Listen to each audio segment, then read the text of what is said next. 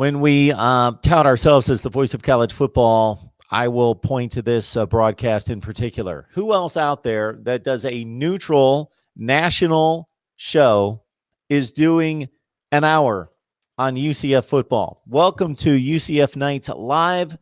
And the only possible way that we could do this is to bring in Jeff Sharon from Black and Gold Banneret. Jeff, how you doing tonight? Hey, Mark. Good to see you here this evening. We've got some we got some storms rolling in here in the southeast, and just I like to think of it as just National Signing Day blowing out of the way, just so we can get all that over with, because you know how much I can't stand recruiting news. Yeah, I tell you, it's part of the deal in regards to what I do, but that's why I bring on guys like you to talk recruiting, because for me to track what 17-year-olds are deciding and what they're tweeting out there each and every day is certainly not going to be part of my personal life. Yeah, and how I spend my time.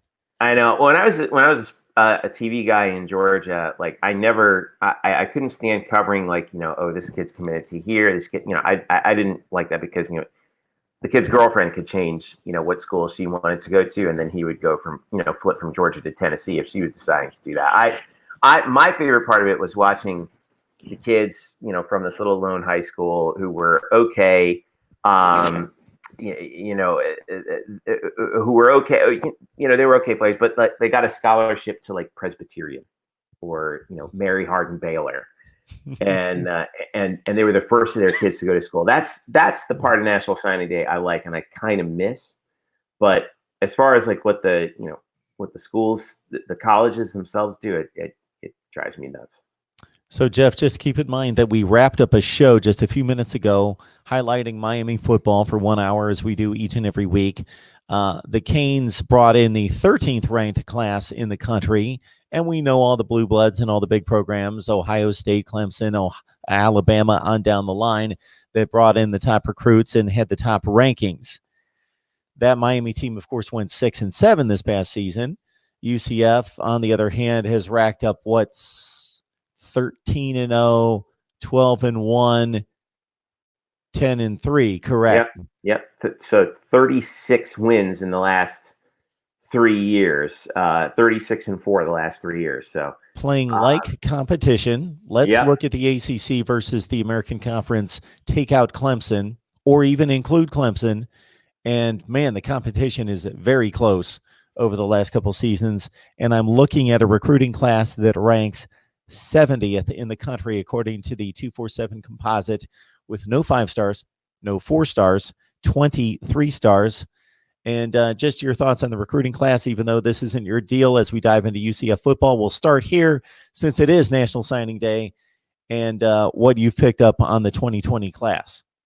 Well, the big headline for UCF was, at least for the end of the late recruiting session, was Parker Navarro, the quarterback out of Phoenix, Arizona. He's very similar to Dylan Gabriel, except he's a righty. Dylan's a lefty. But Josh Heupel wanted to get him in here to provide a little extra insurance in the quarterback position. Although, we were debating this on our podcast on blackandgoldbanneret.com, that we kind of weren't sure where Parker Navarro would kind of fit in, especially when you consider that the quarterback room is kind of crowded already.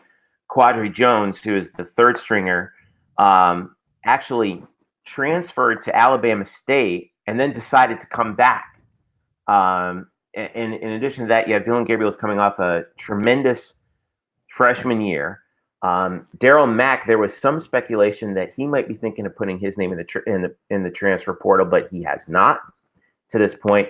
And then, of course, there's the wild card, which I think it's more of like I don't know how much of a wild card it is, but what's going to happen with Mackenzie Milton this month? He was cleared to go into the running brace, as opposed to the brace that he was wearing that would keep his knee mostly immobile. So he's cleared to run, he's cleared to throw, not cleared to play yet. We don't know if he ever will be, but the quarterback room went from pretty bare to pretty full all of a sudden.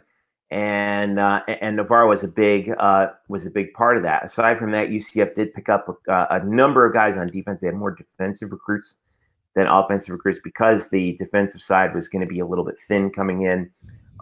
Picked up a couple of tight ends, including some big kids. 6'4" tight end Jordan Davis, who's a local kid out of Sanford, Florida, just north of Orlando.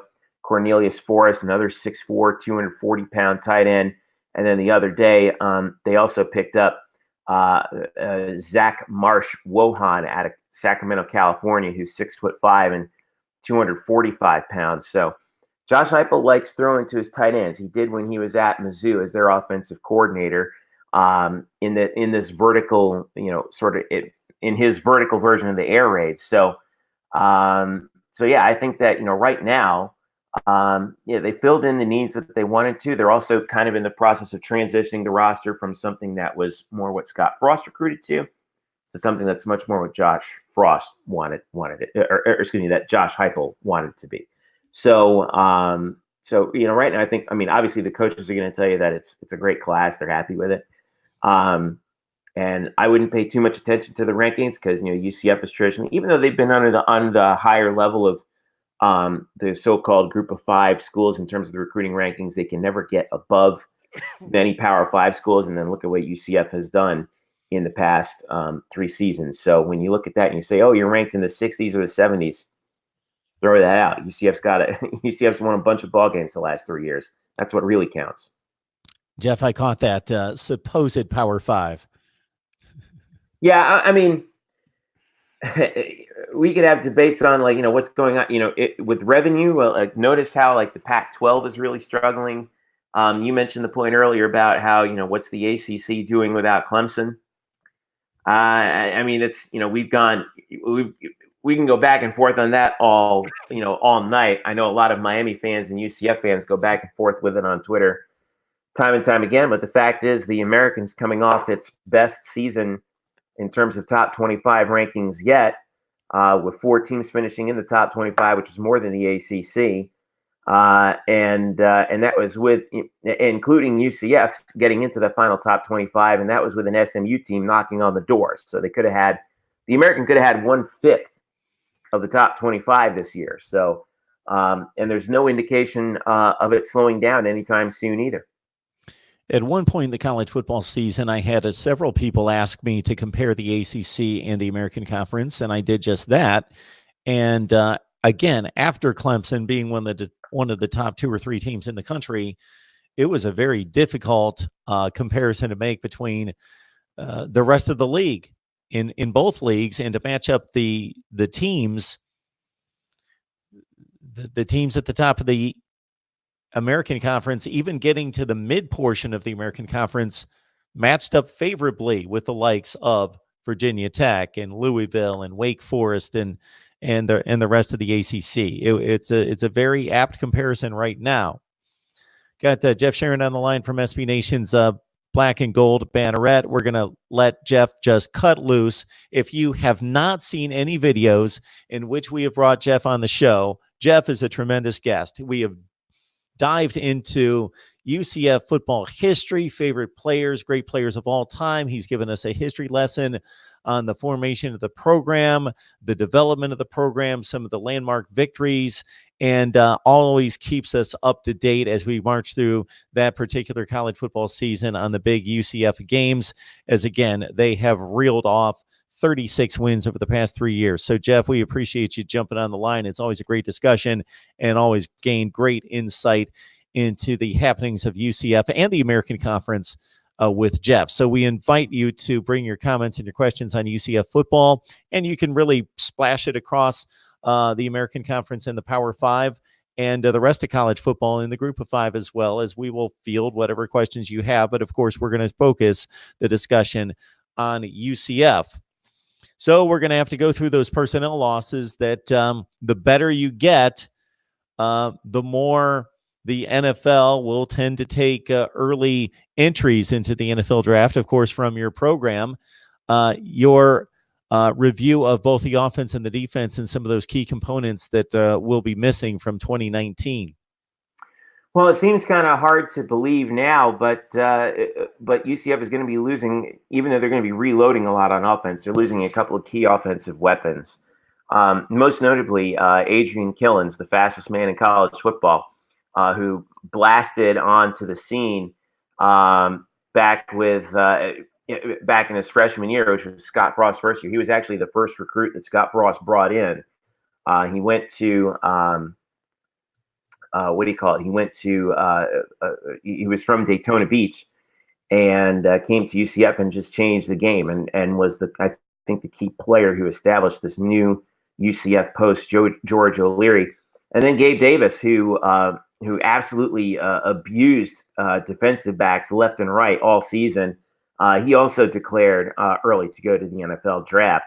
Killins was a senior, so he couldn't declare early. So as far as UCF is concerned, yes, they're trying to reload with those skill position players, but they're going to miss, I think, those two key guys because they're great locker room guys too. Killins in particular was a real catalyst for a lot of things on offense. I think we're going to see a lot of Adrian Killins at the next level. Surprisingly, he has not gotten an NFL Combine invite yet, which I just can't understand. For those of you who follow, the NFL, this guy is Tyreek Hill. I mean, he's a speedster. If you get him out there in space, it's over. And then Gabe Davis, is a excellent possession receiver, solid as a deep threat. He was a key deep threat all year for Dylan Gabriel, and he did get an invite to the Combine, so we're going to get a good look at him. But as far as UCF is concerned, they're going to miss those two guys in particular. Also, Neville Clark on the defensive side of the ball, big, strong corner, just a legit NFL corner in terms of his measurables. He also got an invite to the Combine, and so we'll probably be seeing a lot of him. And UCF has kind of gained this reputation as a defensive back university over the past 20 years. Think of a lot of the players who come out there like Asante Samuel, probably the best that UCF has had. Even going back to Travis Fisher, who when I was in school, he was drafted out of UCF. Josh Robinson, a number of guys out there who are still grinding in the NFL and have been very productive at the professional level. So skill position guys, defensive and in the defensive secondary, I think that UCF will be in pretty good shape to see. We're going to miss those guys, obviously, but the coaching staff has actually been pretty solid at reloading them for next year and beyond. Brother Bear stopped by just to see if UCF is relevant again. Okay. Again? All right. All right. I have no idea what the reference point is there. We're talking about a team that, again, had a down 2019 with 10 wins in 13 games and lost some really close ones with all sorts of injuries at quarterback, of course. And so do you feel just as good about the program today as you did 2 years ago, now that you've seen Josh Heupel on the sideline for two full seasons, 2 full recruiting cycles, and where the program stands now?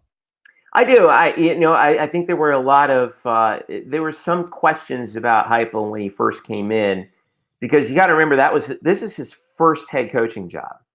And I keep telling everybody, I keep using the same example. It's not like he was coaching the head coach at Middle Tennessee, for 5 years and took him to 3 bowl games and won the conference twice before he moved up to UCF. This was his first head coaching job. And Randy Shannon obviously running the defense. There have been some changes on the coaching staff. Most notably Jeff Lebby, the last year's offensive coordinator, a real quarterback guru, has moved on. But Heupel has done a good job of filling in for him. He's got co-offensive coordinators. Used to be that Heupel will still call the plays, but I get the sense, that the way he's sort of filling out his staff, Mark, he's kind of learning on the job how to be a head coach, how to delegate. Before he was an offensive coordinator, and you could see he and Randy Shannon kind of and letting Randy run the defense. I think Heupel's understanding more about what he has to delegating, having extra sets of eyes on the field, looking at what's going on. So I think UCF fans have to be very happy with the fact that he's been doing that. And you know how he's actually doing a pretty good job. Every job that comes open over the past 2 years, all of a sudden, Josh Heupel's name appears as one of the potential candidates. He hasn't left yet. He's got an enormous buyout. But I mean, if everyone is speculating that this guy might be the next head coach somewhere else, that tells me he's a hot commodity. That tells me he's good at his job. So so far he's done a fantastic job for UCF, picking up from where Scott Frost left off. Ballard Sports Media joining us in the live chat. Ballard, we appreciate some of your comments in the previous live stream and some of your support. This was an interesting one right here that I'll serve up to Jeff. And Jeff, if you will allow me to voice my comments first. So Ballard Sports Media says UCF was overrated a few years ago. Remember, they claimed a title because they were the only undefeated team, ? Nope, Alabama won fair and square. So no, let's understand the way the sport is structured.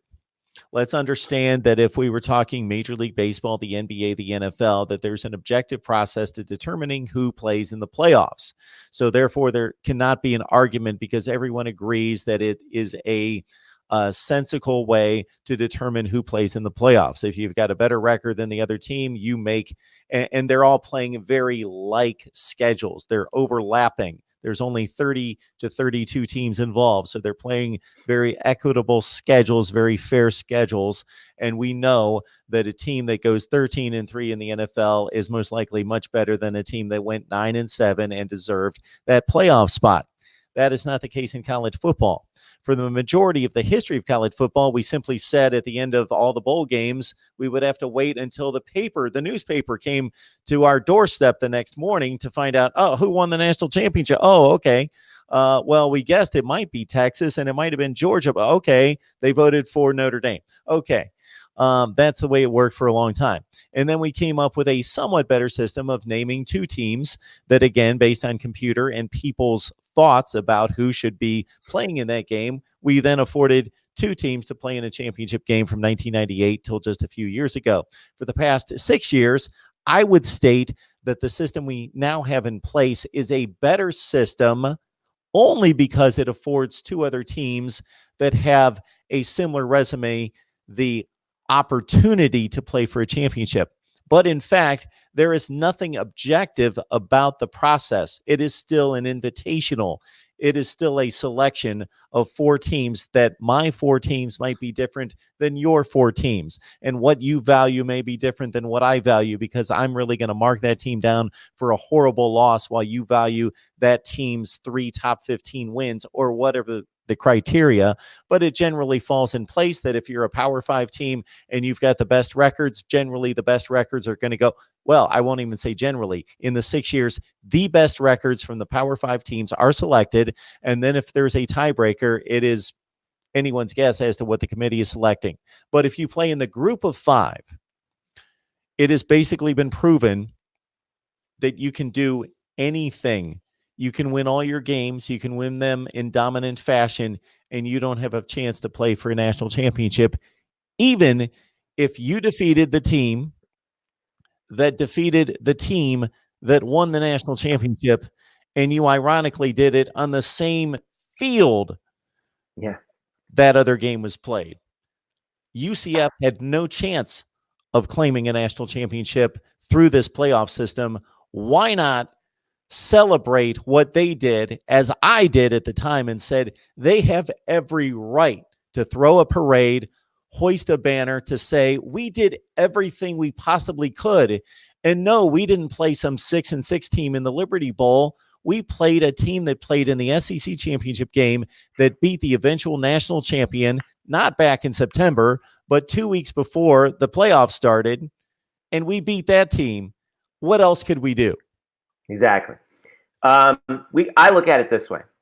The college football playoff is a 4-team BCS. That's all it is. Okay. And no one liked the BCS before. And in addition to that, for all these people who want to say, oh, fake championship. Well, guess what? Alabama's got about 12 fake championships that they've claimed from various other sources going back years and years and years. The NCAA does not hand out a national championship for Division I FBS. It doesn't. The NCAA does not sanction. It's the only sport that does not sanction a national championship. So essentially what you have is this private organization called the College Football Playoff, which is composed of essentially representatives of the conferences in ESPN that runs the show. Okay. And remember, ESPN is running this because they can't air the Super Bowl. So they wanted something to actually get that kind of a rating for them on TV. Since they can't air the Super Bowl, even though they carry the NFL, we have the College Football Playoff. And so for UCF to come out and say, you know what, we're the only undefeated team. We beat Auburn. And Danny White actually made a very brash statement, actually declaring UCF as a national championship. But let's not forget also the fact that UCF finished 2017 ranked #1 in an NCAA sanctioned computer ranking, the Colley Matrix. They finished #1. The NCAA recognizes it. And if you look on, by the way, on our site on blackandgoldbanneret.com, you can see the Night Fans Guide to Defending UCF Football's 2017 National Championship. If you look on the NCAA's official record book on page 115, where they list all of the national champions and where they were declared and where they were claimed as national champions, by the way, year by year, under 2017, it says Alabama, College Football Playoff, AP, Football Writers National Football Foundation, and USA Today. And then it says UCF, Colley. It's in the book. Can't take it away. You can scream and yell all you want about it, Alabama. You can scream and yell all you want about it, everybody else. The fact is, it's in the book. Can't change it. It ain't going to change. Deal with it. I don't have my sunglasses. Where's my? I wish I had my sunglasses. Deal with it. You know, and it then that 2-year span, which the Peach Bowl victory over Auburn was the midpoint of, proved exactly what you were saying, Mark. Is that UCF went undefeated. They won 25 games in a row heading into their bowl game, the Fiesta Bowl against LSU the following year, and didn't even just finish barely on the outside looking in, like 6th or 5th in the college football rankings. They weren't even in the top. They were barely in the top 10. So that tells you that the way the whole system is set up, where we have people actually using the eye test, which is a bunch of garbage. You know, your eyes are going to see what you want them to see. That's what will always keep a non-major conference team out of that 4-team playoff. I guarantee you, as long as there are no automatic berths like we have in FCS, that's what's going to happen. Until we have a bona fide playoff that has every conference champion in FBS playing in it, we're not going to. Then we're going to keep having these arguments, you know. So because you see it, they say, well, you didn't prove it on the field. Yeah, they did. They went undefeated. All right, you didn't give them a chance to play them on the field, to play it out on the field. So that's where we stand on it. That's where UCF stands on it. If you don't believe me, hop on over to the stadium and take a look at that gigantic sign that says 2017 National Champions on the press box. They ain't taking it down anytime soon. So I respect the knowledge and therefore the opinion of any guest that I bring on here, or I would not invite them back. Maybe they might get one run here, but they wouldn't get several, 8, 10, 15, 20, whatever it is for Jeff. The standards are high. Yes, the standards are high. So I also will not placate and just listen to a guest and nod and grin and agree with them and then turn around and shoot a video and say UCF's full of crap. They were the 12th best team in the country or whatever. This is what I will state about that particular season. What I just stated, what Jeff stated is complete fact. What I stated is what I think is logical deduction of what happened on the field and the way that the system is structured and how it doesn't make sense. I will also state this each and every year because people ask me, they'll ask me who should have been in the playoff. And of course, that's one of the reasons I've got this channel. I'll let you know who I thought if I think the committee missed it. And I state this each and every year, the committee has an impossible job. So I'm not blaming the committee. They are given an impossible task, number one. Even if you just believe that there are 5 conferences, they can't fit 5 teams into 4 spots to begin with. And then we're not even including the group of 5 in Notre Dame, etc. Anyway, but I'm asked all the time, and of course, that's why I've got a channel. I will let you know who I think the 4 best teams are in the country, or the 4 teams that earned it. But I will also state, well, Team 5 and Team 6, they had just as good a resume if you look at it from these different angles as Team 4, and that's what's wrong with the process. So I will let you know, and I'll do this with Jeff right here. Do I believe that UCF was the best team in college football in 2017? I don't believe it, but I will also state, should my opinion matter in determining who should be playing in championship games? No, it shouldn't. And that's the point. Our opinions shouldn't matter. But our opinions are all we have to go on, because the truth is, we don't know. We didn't play it out. We don't know. We couldn't. So it gives people like you and me a lot of fodder for for talking about it. But it's like imagine if the Kansas City Chiefs, okay, if they, by hook or by crook, there were only 4 spots in the NFL playoffs, and a group of owners, right, decided, you know what, they're not one of the 4 best teams. We're going to put in let's see, we'll put in Seattle, we'll put in Green Bay, we'll put in New England, and we'll put in I forget who. We'll put in Baltimore. Okay, Kansas City's on the outside looking in. Sorry, guys. Then we wouldn't have had that amazing Super Bowl, right? They get the chance to play it out on the field. So we don't. And that's the thing that we've been screaming about for years. I mean, is the system now better than it was? Of course, no one's going to debate that. Is the system the best possible system? Absolutely not. And I think UCF has brought that to the fore. The performance of the American as a whole, especially the last couple of years, has brought that to the fore. I think we're just going to have, unfortunately, we're just going to have to wait until 2025 when you and I have a few more gray hairs, and maybe eventually they'll figure it out in that next contract. But until then, we can only hope, and UCF can just continue to win games as they have been doing over the past not just 3 years, but really over the past decade, 2015 notwithstanding. We have Jim John on the line asking about stadium expansion. Is that a real possibility? It's sounding like it might be heading that way. Right now, UCF's stadium, Spectrum Stadium, the bounce house, is at 45,000 capacity. They've done, Danny White, the athletic director, and his staff have done a wonderful job of really tricking this place out, for lack of a better term. They've turned some seats down the far side that where fans roast in the sun into kind of the best place in the stadium to be, with a sort of cabana look to it. And they've got some great restaurants over there serving food and drink options as well. They've got cabanas actually on the field, so they've done a lot to sort of make this place a real premier place to be. But this past year, UCF actually sold out all of their allotted season tickets. And in addition to that, there's a waiting list, and the waiting list is actually growing by, through a few thousand. And I'm starting to hear that stadium expansion has always been sort of on the backs of everybody's mind, especially over the run the last couple of years. They're selling out the stadium sold out the stadium this year. But I think now we're starting to hear, there might be a possibility of some stadium expansion. They haven't unleashed any plans yet at all, but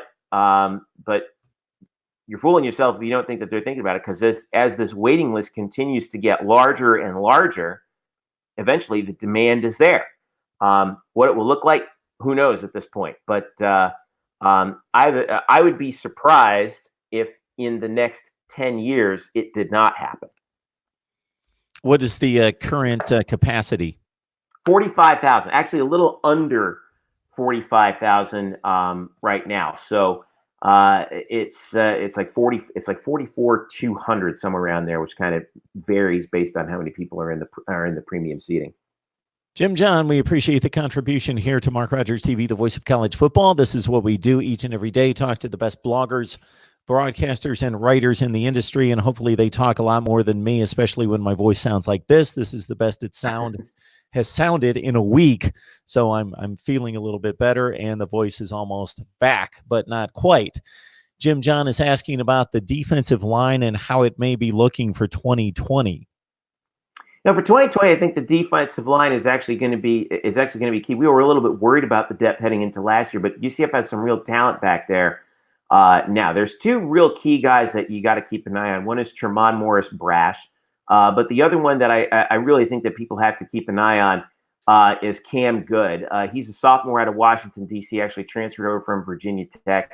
295-pound redshirt sophomore. He should be very good for UCF heading in there. And also Kalia Davis actually has been fantastic for UCF as well. I feel pretty good about the defensive line heading in. And the thing is, it's hard to kind of say, well, these are our four guys, they're constantly going to be rushing, because one thing that UCF has to do because of the offensive scheme that they run is they have to rotate their defensive linemen very often. So it's very much a front seven by committee. And the reason why they do that is to try and keep these guys fresh. They're out there on the field a long time. So Randy Shannon has done a very good job of adapting the defense to keep his personnel packages rotating every time out. So far, I think that, and it worked, in particular last year. And UCF actually, I think, performed fairly well against, or kind of struggled a little bit against the run last year, in particular the games that they lost. They really did struggle against in the running game, but the defensive side wasn't where they had trouble in the three games that they lost. It was that they couldn't convert third downs. So especially in the second halves of games with a true freshman quarterback. So I feel pretty good about the defense heading into next year, even with the guys that UCF is losing. Talking college football, UCF in particular, with Jeff Sharon from Black and Gold Banneret. Please join him and the rest of the staff there at SB Nation. Again, it's Black and Gold Banneret. Jeff joins us on a regular basis to talk UCF football. Of course, if you've locked it in here at Mark Rogers TV, the voice of college football, you know that we've got a designated live stream each and every week for Ohio State, Miami, and Florida State. There's unfortunately only so many hours in the day that I can do so many live streams. But at the same time, I thought I want to give platforms to other college football teams. Therefore, this week and at the end of last week, we highlighted Notre Dame for an hour. We're going to do Notre Dame again next Monday night. We've done Virginia Tech and USC. And now we've got UCF, because I immediately thought of Jeff, and he's done a fantastic job coming on here on a regular basis to talk UCF football. And again, if you want to dive into some really good conversations, look up on the front page of my channel, go to the search bar and just type in UCF Nights. If you see Jeff's mug on the thumbnail, or you just basically anything UCF related, Jeff's going to be there. We've had some great discussions concerning UCF football. Who do you really like that's coming back in 2020 in regards to for anybody that's going to catch a UCF in September? Maybe not necessarily guys that we're familiar with, but who are you excited to see this fall? It's a smorgasbord of fun with the offense again. I think that we were really worried last year with the loss of Mackenzie Milton about what the offense would do. And it turns out that Dylan Gabriel was every bit as advertised as the quarterback, and then some. He is a true freshman. And it seems hard to believe. Actually, I'm pulling up his stats right now. Last year, he completed 59% of his passes for 3,653 yards, 29 touchdowns to 7 interceptions. So not only was he excellent in the vertical passing game, throws the most amazing deep ball you've ever seen, but did a pretty darn good job of taking care of the football. Usually a true freshman quarterback, you're not used to seeing a 29-7 touchdown to interception ratio. So stack on another spring, another summer for him to get ready. I forget one of the sports books, but they actually listed him as one of the options for betting on the Heisman. And we saw Mackenzie Milton was a Heisman finalist 2 years in a row. I think that that Dillon Gabriel has every chance to match what Mackenzie Milton did, and who knows, maybe even surpass him. One other guy who's coming back next year I'm really excited about is Otis Anderson. He is the slash player on UCF's roster, a running back and a wide receiver. Last year, in terms of total yardage, okay, this is total offense, he was tops on UCF with averaging with 726 rush yards total. Actually, I wanted to pull up his receiving numbers real quick because he was also their fourth leading receiver. Yeah, there it is, with 365 yards through the air. So one of the fastest men in college football. He lines up all over the place. He gives defensive coordinators nightmares, absolute nightmares. Trey Nixon is coming back, another key deep threat for Dillon Gabriel. Greg McCrae is coming back, who ran for 1,000 yards in basically 7 games, in 2018. So there's a ton of talent coming back on offense, and UCF should be just fine. And I think one of the things we can look back, and I see one of the comments from Seth Meehan over there too, Mark, is that, well, last year they played 2 Power 5 teams, went 1-1. Bear in mind that in one of them they cold-cocked Stanford in Orlando and made them look bad, made them look like an FCS team. And then the other one, they lost to Pitt by 3 points at Pitt on a 4th down trick play. Okay. Mind you, UCF scored 31 points in 13 minutes in that game. So if you don't have a true freshman quarterback actually back there running, you have a guy who's got a little bit more experience playing on the road, that number turns out to be a little bit different. It's important for everybody to realize that UCF lost their 3 games last year by a combined total of 7 points with a true freshman quarterback. So it's not like UCF went away, people. They're still here, and they're going to be there next year when they start the schedule with North Carolina at home. And that should be a fascinating one. North Carolina, again, in Orlando on a Friday night.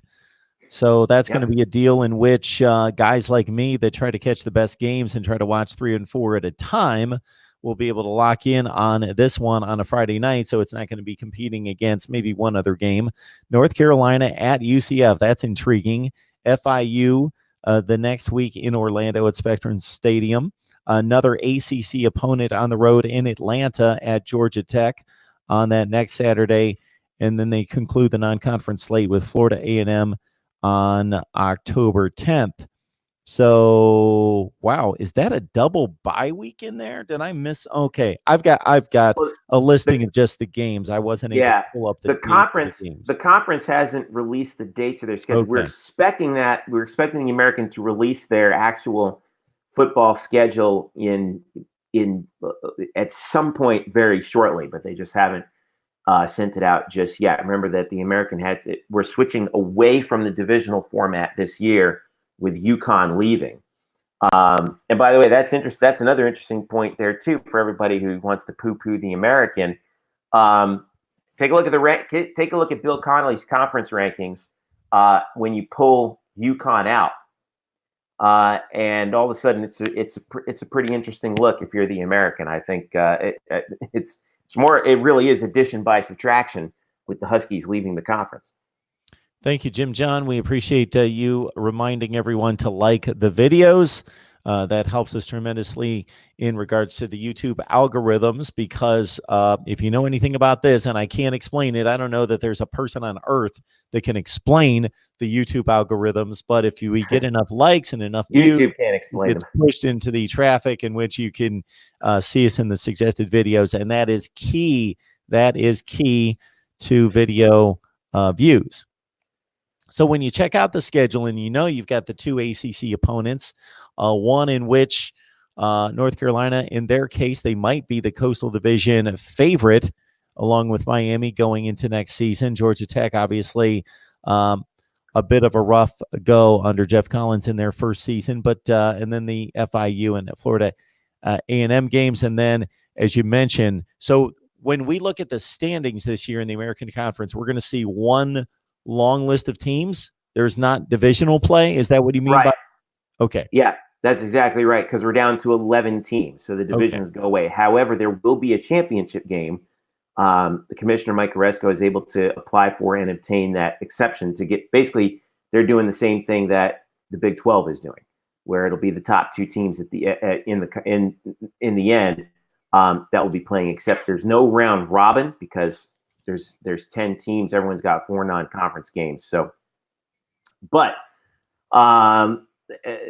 that's how it's going to work for now, and then we'll see what happens with the American. So far, the conference has been keen on just kind of standing pat at 11 for now. They don't feel the need to add another team, because so far any other team that they would add doesn't seem to be adding any value.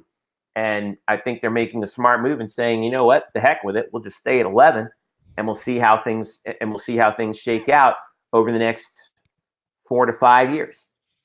So if things stay this way with, let's see, 8 conference games, you've got 10 possible opponents, so you're missing 2 opponents, so it's going to be key in regards to who you miss.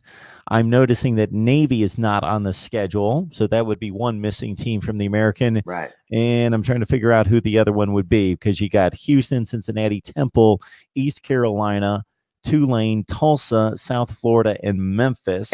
SMU's not on it. Okay. And I forget, there's one more. I'll have to come back and take a look at it again. But the key here for UCF is the road games are going to be tough. You're looking at, for example, you've got Houston in 2020. You've got Houston, who's going to be better this year under Dana Holgerson. Memphis always gives everybody fits. And USF in Tampa this time around. The home games, you're still getting Cincinnati at home with Luke Fickell. They're in the division. Cincinnati's just going to be really tough. Their recruiting class coming in is pretty good, and they're kind of peaking at the right time right now. Temple, I think, should be better. Tulane is really interesting. They're having a really good run under Fritz over there, and I think that Tulane is going to be surprising some people. They surprised a lot of people last year, and I know a lot of people like to scream about, like a lot of people like to laugh at Tulsa. Tulsa played a lot of teams tough last year, in particular in the American. I think they lost to Memphis by 1. They lost to Tulane basically at the gun, and they finally got UCF. Actually, UCF there on a Friday night was the team that they finally were able to get.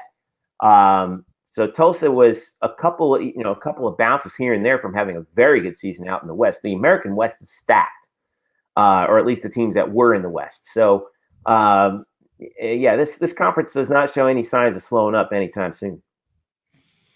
Yeah, it's been an impressive run, and when you see any of the metrics and the results of the American Conference versus the Power 5, it's certainly been something close to 500, something in that range. I don't know. I did not go through this past season, but maybe that's an exercise I'll go through here tonight to see how the American Conference fared against the Power 5. And also, you got to take into consideration not just the record, but you got to see the teams and see if they were like matchups as well. So that's part of it as well. Right.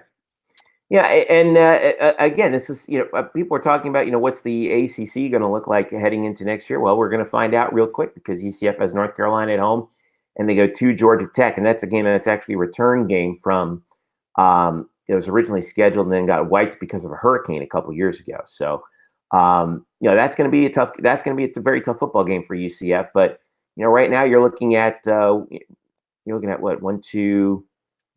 We're trying to keep it to get 7 home games every year in order to keep the revenue up. And so far that's been working for UCF. 2 ACC teams on the schedule, can't complain about that. Jeff Sharon from Black and Gold Banneret. And of course, you can go right there to SB Nation on Black and Gold Banneret to check out UCF's coverage, both football, baseball, basketball on down the line. And of course, we talk football here at Mark Rogers TV, the voice of college football. Jeff, we appreciate you stopping by. Hope to have you back sometime, maybe pre-spring camp or sometime during camp to check out and see what UCF and Josh Heupel is up to.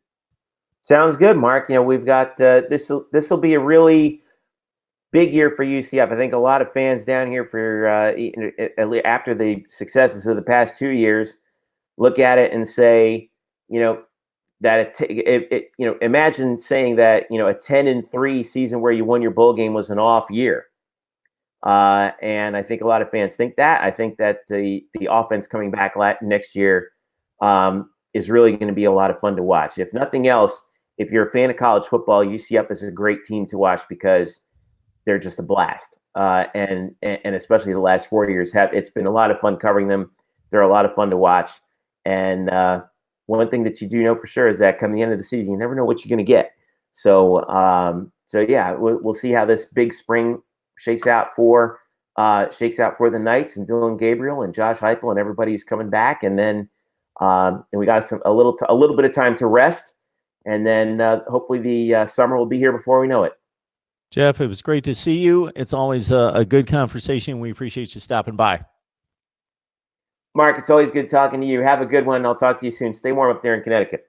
Want to remind everyone, we will try our best. Want to remind everyone that we're talking Miami football back here on Friday at 2 o'clock Eastern time with the Wholesome One, taking your comments, your questions on Miami football.